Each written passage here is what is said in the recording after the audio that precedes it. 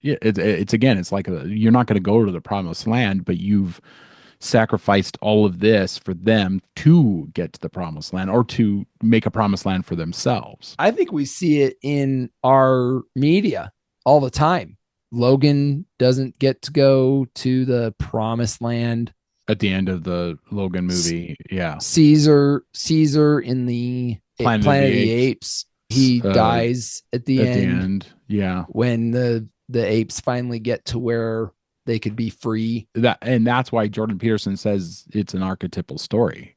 Yeah. It's an archetype. This is what we kind of expect from our heroes, is this sacrifice for the whole.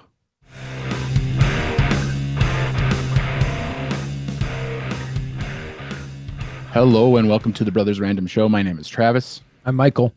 and we are two ordinary brothers discussing extraordinary ideas and some random shit. Michael, why are we here? Today we are discussing the Exodus 13 episode. Turns out that a book is more durable than stone. It's more durable than a castle. It's more durable than an empire. Right? If you really don't love somebody, you know where the vulnerabilities are and you prey on those vulnerabilities, and that's how you destroy relationships. But if you actually want to have the best relationship with someone, you love them and you fear them, but you don't fear what they're going to do to you. You fear what you could do to them. I think goodness is more trustworthy a guidepost than love. That's what I'm saying. And so what do we make of do we want to talk about the massacre? Yes, Nobody's definitely. talking about Yes, the I was just going to.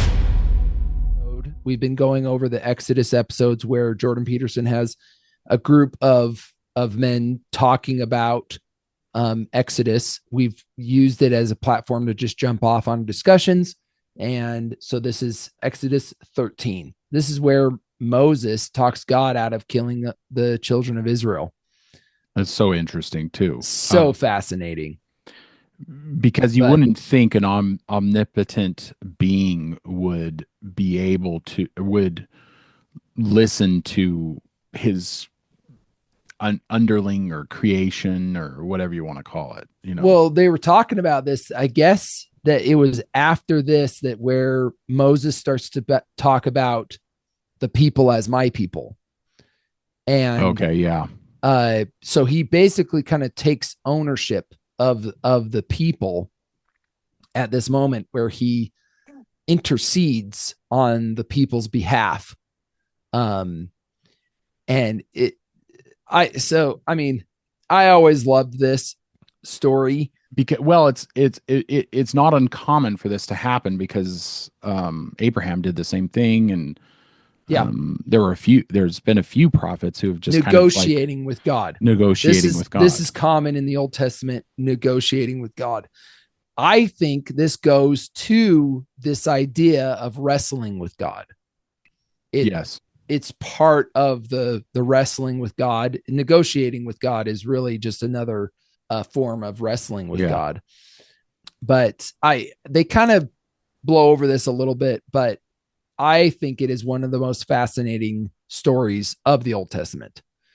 Honestly, first off, the Moses goes up in the mountain, and the children of Israel are doing bad things. They start idolizing a calf. If you've seen the old worshiping, the worshiping of the calf is a very common known story among. So as soon as Moses disappears, as soon as their leader disappears for a long period of time, they kind of lose their crap and they all go back to their old ways of, and basically paganism, right?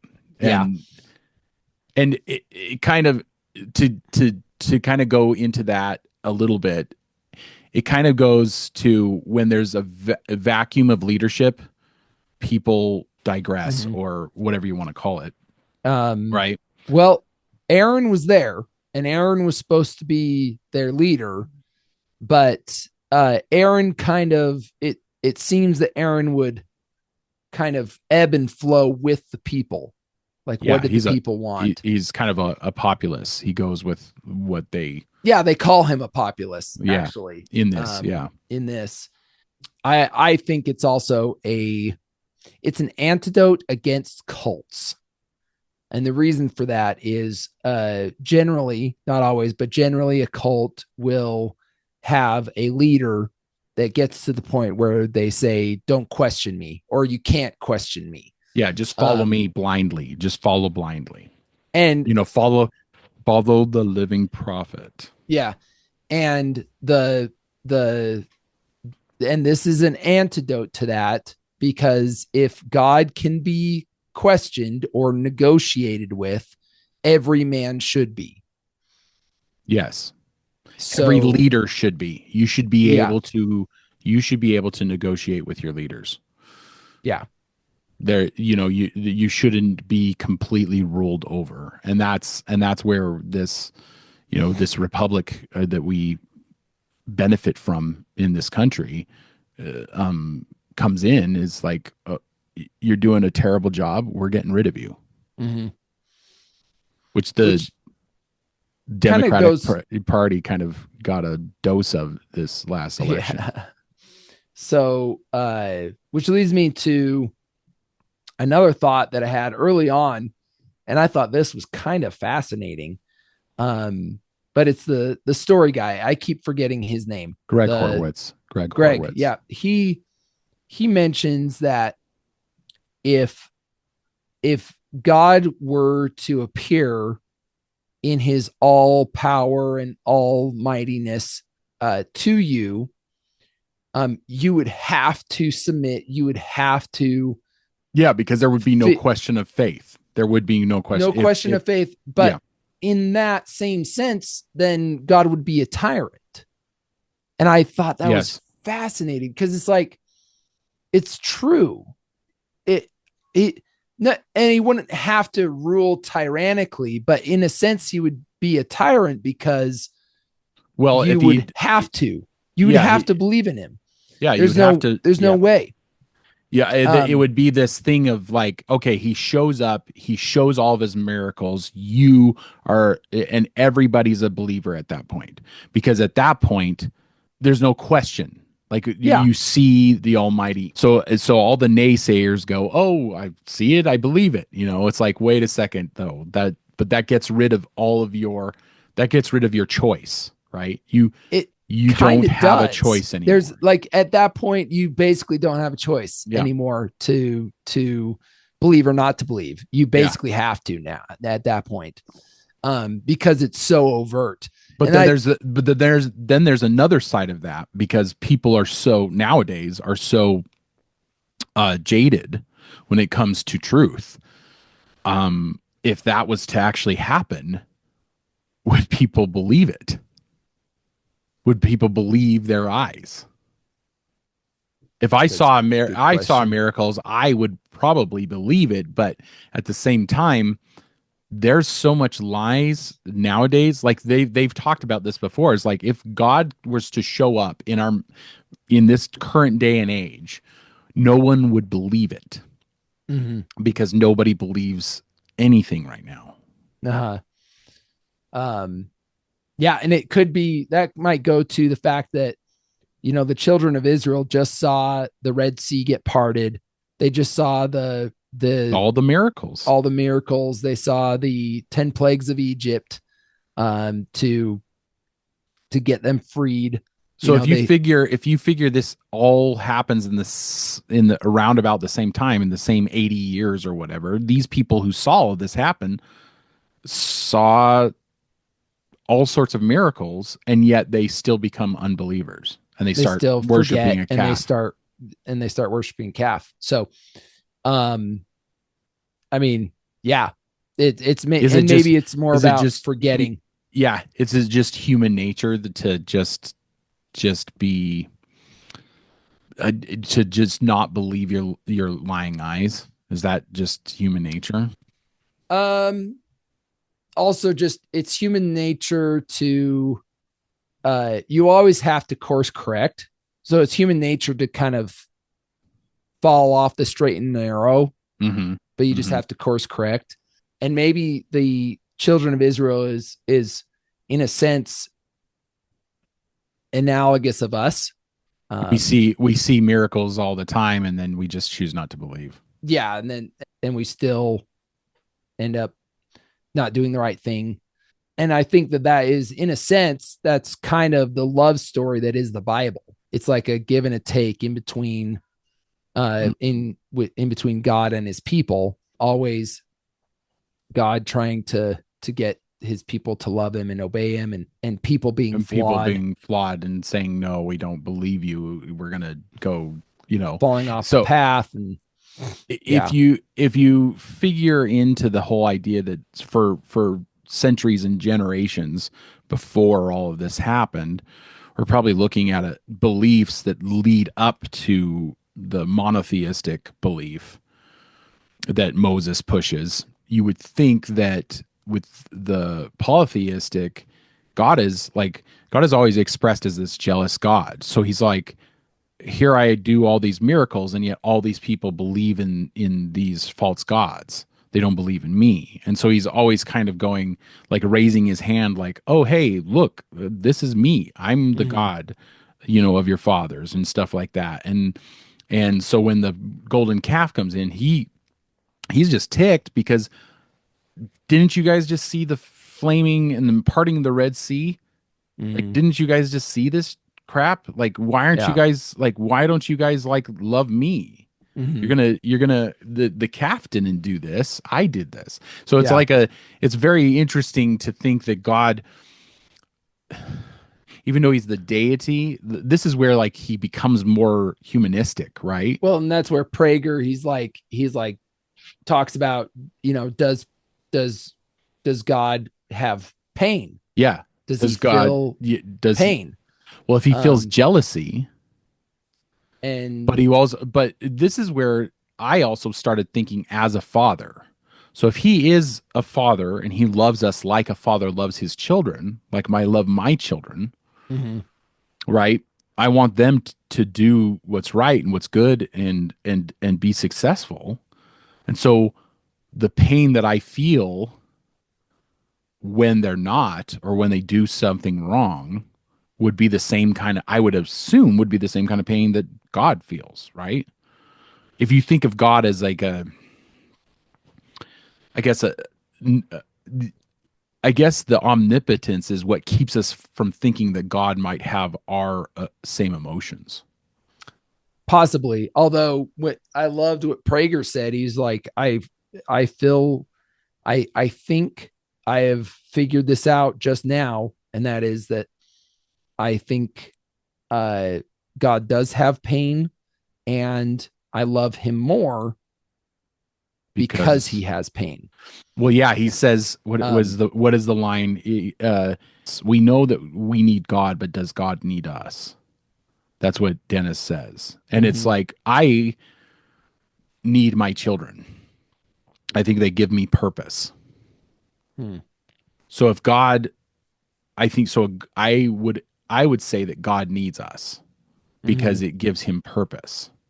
Because at that point, if you're an omnipotent being, what would be the point in creating us and giving us life, right?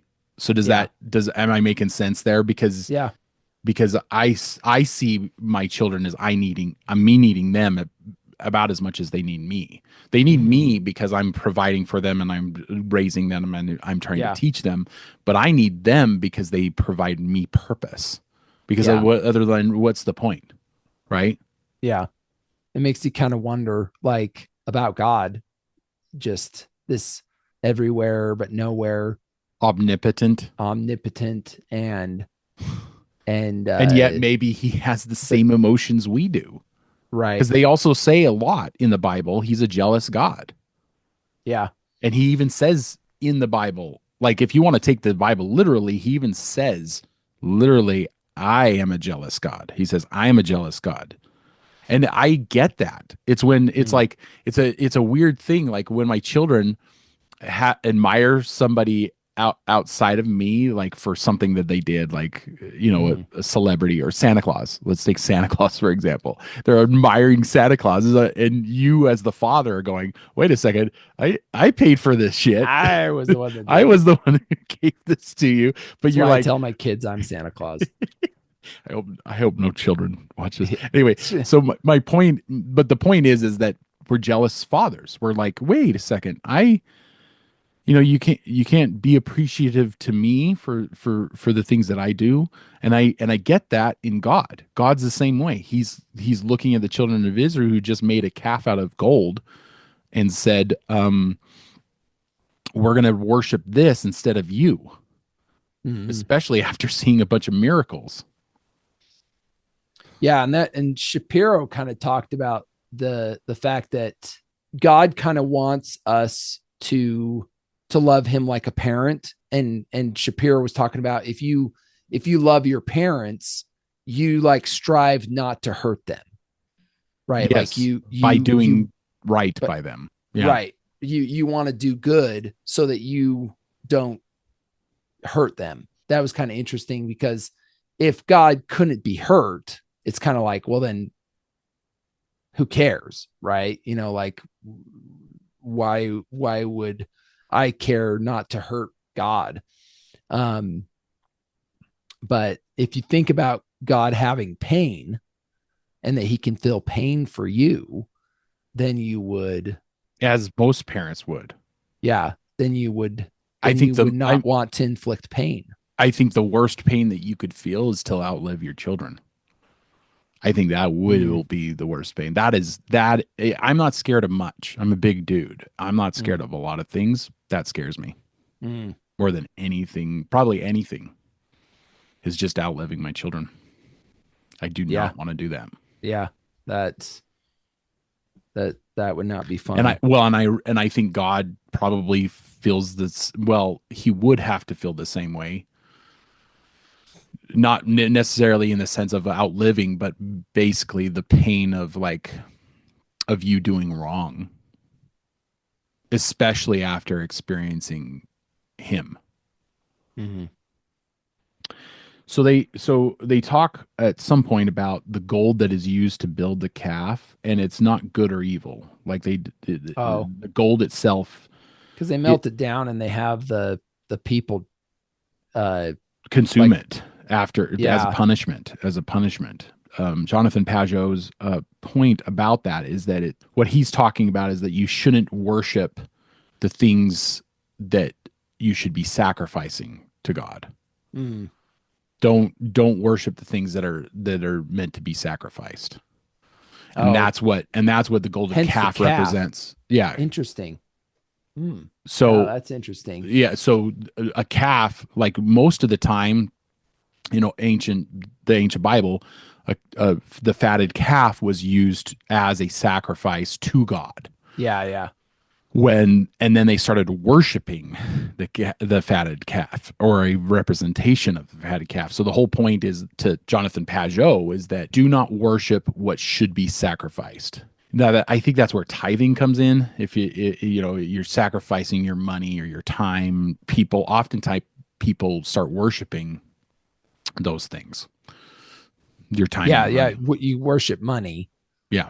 Well, and nowadays we also worship time too, because you see all those videos where like this will save you 30 minutes a day, and they have all these life hacks. The life hacks craze online is pretty much them trying to save their time, which isn't a bad in itself, but when it becomes all you think about and all you're consumed by, making money isn't bad within itself, but if it becomes what consumes you.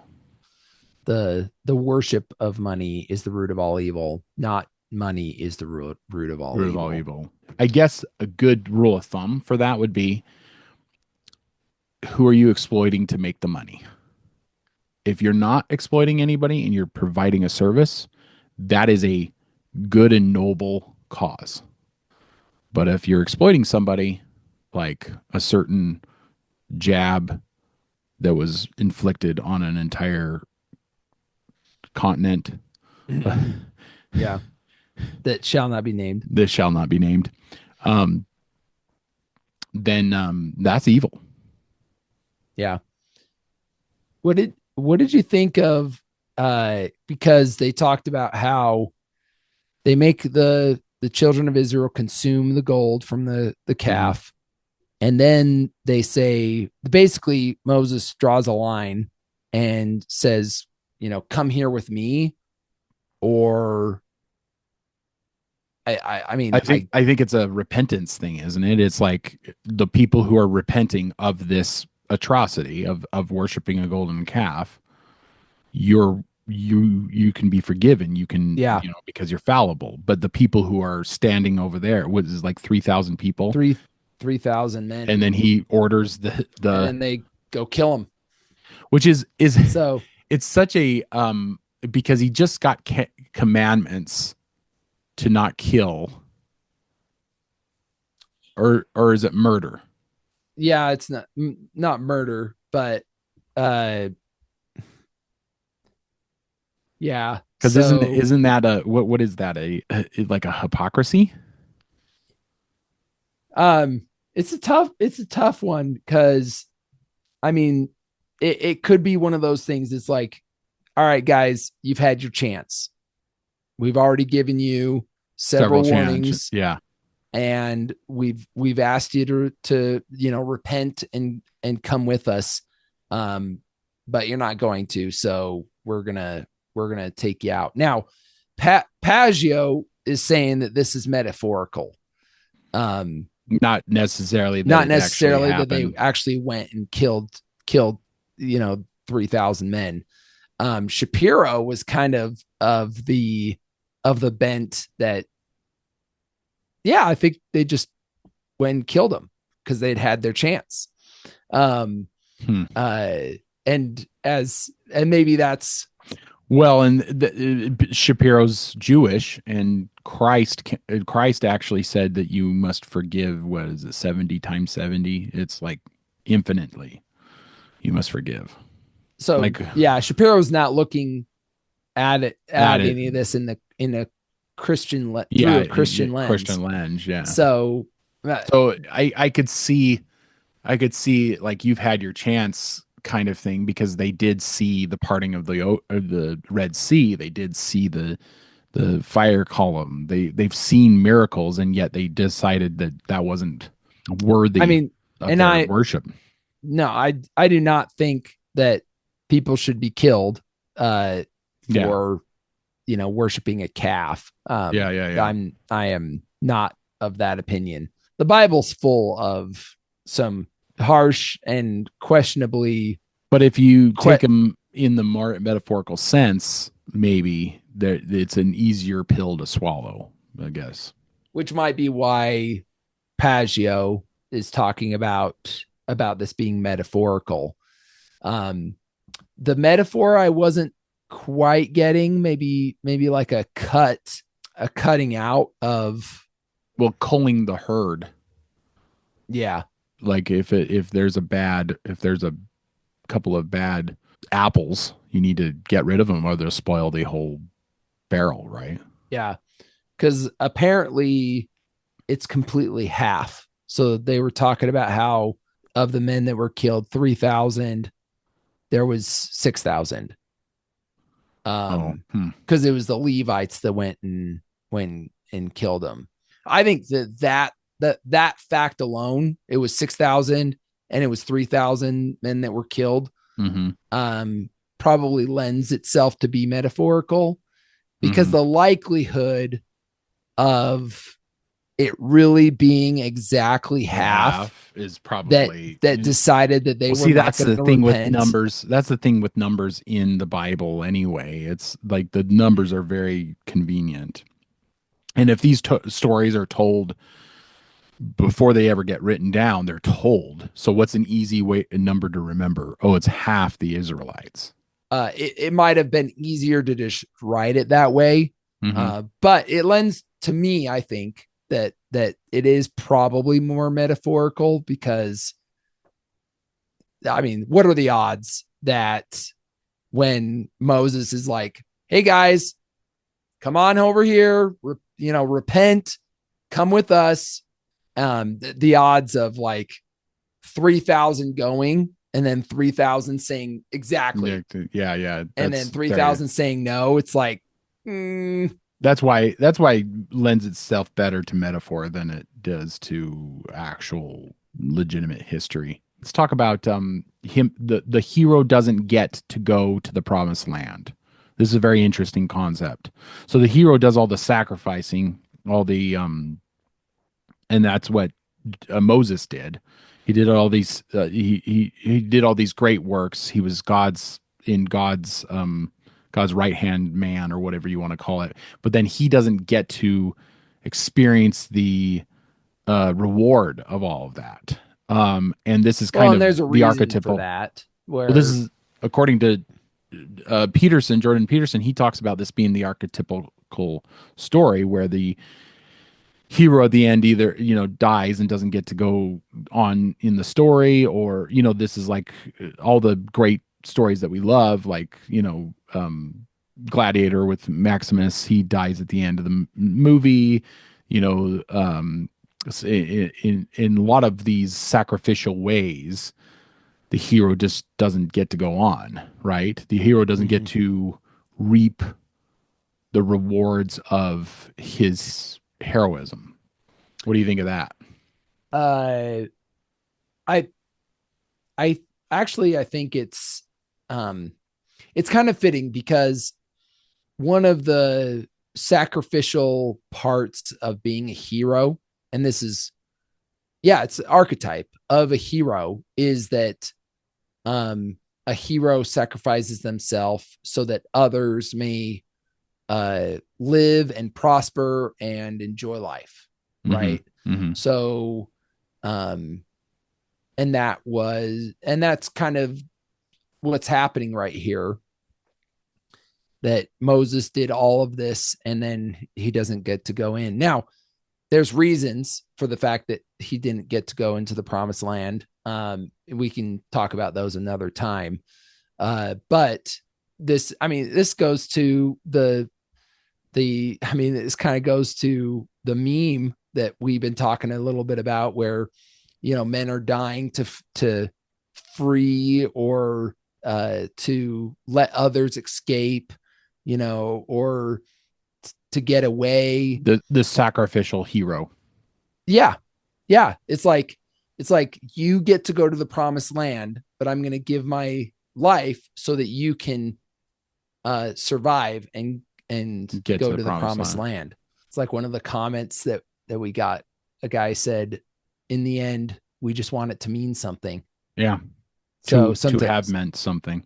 Well, and I think this kind of goes to fatherhood, right? Fatherhood is a little bit of this. You are sacrificing your time and your energy to provide for a family who get to go on in their life beyond you. Yeah.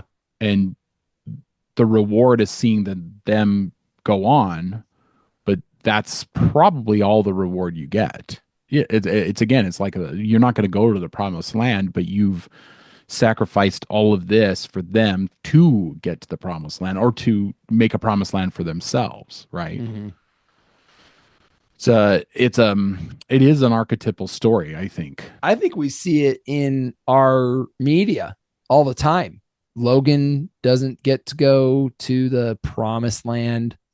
At the end of the Logan movie, Caesar in the Planet of the Apes, he dies at the end. Yeah, when the apes finally get to where they could be free. Yeah, they kind of that, and that's why Jordan Peterson says it's an archetypal story. It's an archetype. This is what we kind of expect from our heroes, is this sacrifice for the whole, so that everybody can, so that the children of Israel can go into the promised land. Thank you for joining us for that discussion about the Bible, about the Exodus series with Jordan Peterson. Please check us out on social media, Spotify and Apple Podcasts. And if you are listening to this and not watching it, please go to YouTube and give us a like, share, and subscribe. And if you liked this video, you are the subscriber we are looking for. And in the meantime, keep reading, keep listening, keep watching, learn more. We'll see you, brother. See ya.